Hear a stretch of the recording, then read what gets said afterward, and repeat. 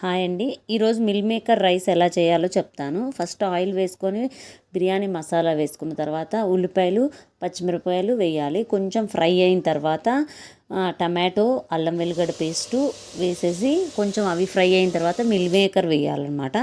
Meal maker వేసిన తర్వాత కొంచెం ఉప్పు, కొంచెం బిర్యానీ మసాలా వేయండి.